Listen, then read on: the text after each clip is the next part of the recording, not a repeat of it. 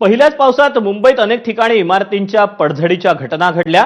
माहीममध्ये इमारतीचा काही भाग कोसळला। माहीम स्थानक परिसरातील एमएमसी रोडवर ही घटना घडली। हाजी कासम नावाच्या चाळीचा काही भाग कोसळला। तर मुंबईच्या प्रभादेवीत वीर सावरकर मार्गावरील लक्ष्मी निवास आणि कामत हाऊस या सोसायटीची संरक्षण भिंत कोसळली।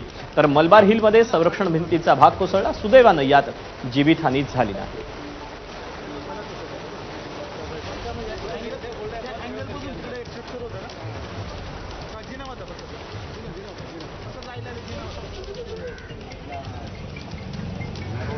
मुकेश तेव्हा माहीममध्ये चाळीचा भाग कोसळलेला होता, तर तिथे प्रभादेवीत सोसायटीची संरक्षण भिंत कोसळली। तर मलबार हिलमध्ये देखील संरक्षण भिंतीचा भाग कोसळलेला होता। तिथे मलबार हिलमध्ये लागलीच मंत्री गिरीश महाजन यांनी जाऊन पाहणी केली होती। तर बाकीच्या दोन ठिकाणी देखील जी सुरक्षा यंत्रणा आहे ते देखील पोहोचलेले होते आणि संपूर्ण हा जो ढिगारा आहे तो बाजूला करण्याचं काम करण्यात आलं।